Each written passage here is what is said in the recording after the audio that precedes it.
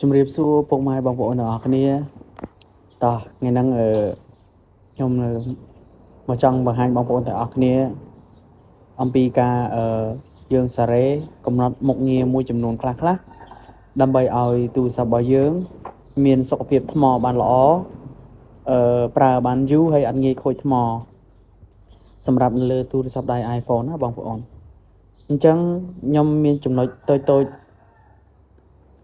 ដើម្បីបង្ហាញគឺខ្ញុំមិនមែនជាអ្នកចេះដឹងអីច្រើនទេប៉ុន្តែនេះជាកលឹះក៏ដូចជាបទពិសោធន៍ដែលខ្ញុំប្រើ iPhone កន្លងមកអញ្ចឹងណាបងប្អូនអញ្ចឹងចំណុចតូចដំបូងឡើយគឺបងប្អូនចុចចូលក្នុងកម្មវិធី setting របស់យើងមកកន្លែងនេះបងប្អូនកន្លែង Wi-Fi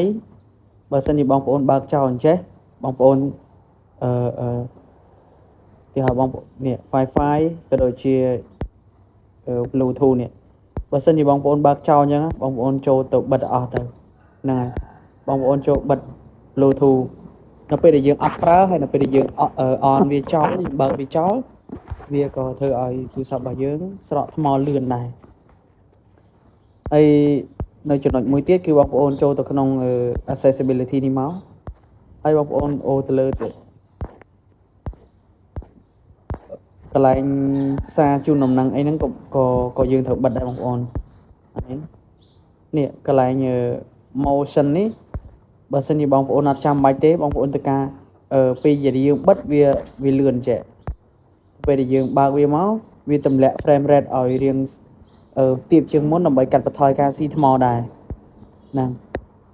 ហើយនៅត្រង់ចំណុចចុងក្រោយចំណុចខាងលើនេះបងប្អូនកន្លែងនេះបងប្អូនសង្កត់ឲ្យជាប់បងប្អូនអាច shift on នេះមកដើម្បីឲ្យវាធ្លាក់ពលឺហើយឡើយនេះយើងដាក់ dark mode មកដើម្បីឲ្យវាកុំឲ្យបង្ហាញពលឺពណ៌ដិតពេកអញ្ចឹងក៏វាស៊ីថ្មដែរបងប្អូនហ្នឹងហើយមួយទៀតយើងត្រូវបិទ background app refresh អញ្ចឹងយើងចូល setting មកតមកទៀតយើងចូល general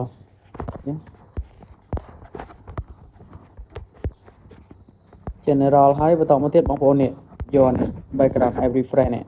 អញ្ចឹងត្រង់នេះបងប្អូនបើកតែកម្មវិធីណាដែលបងប្អូនអាសាប្រើក៏ដូចជាយើងប្រើញឹកញាប់ហ្នឹងមក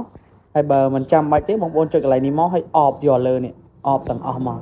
ដូចខ្ញុំនេះខ្ញុំបើកខ្លះលុះត្រាតែមាន Wi-Fi បានវាដើរអញ្ចឹងណា background ណា background app refresh ហ្នឹងហើយអានេះចំណុចនៅក្រៅវិញម្ដងគឺទី1បងប្អូនកុំប្រើទូរស័ព្ទរបស់យើងឲ្យអស់ថ្មអលត់ឬក៏0ឬក៏ក្រោម20ដើម្បីឲ្យថ្មបងប្អូនប្រើបានយូរបងប្អូនត្រូវទុកយ៉ាងតិចណាក៏20ហើយសាកត្រឹម80ឬក៏85ខ្ញុំសូមឲ្យបងប្អូនអ្នកគ្នាដកទៅហើយមួយទៀតកុំសាកបដាលេងបដាអញ្ចឹងណាបងប្អូនហ្នឹងហើយអញ្ចឹងចំណុចតូចមានខ្លីអត់ច្រើនទេហើយនេះជាបទពិសោធន៍របស់ខ្ញុំប្រើគឺទោះយើងប្រើ3ខែឡើងលើកន្លះឆ្នាំទៅ1ឆ្នាំក៏ថ្មយើងអត់ងាយស្រកលឿនដែរយ៉ាងច្រើនវាអស់1ឬក៏2អីចឹងទេយ៉ាងច្រើន1បើសិនជាថាយើងធ្វើតាមអនុវត្តតាមគោលការណ៍តាមចំណុចដែលខ្ញុំប្រាប់អធិស្ឋានបងប្អូនទាំងគ្នាហ្នឹងហើយអញ្ចឹងវីដេអូខ្ញុំមានប៉ុណ្្នឹងទេហើយបើសិនជាមានចំណុចកន្លែងណាផ្សេងទៀតបងប្អូនអាចខមមិនខាងក្រោមបានអរគុណ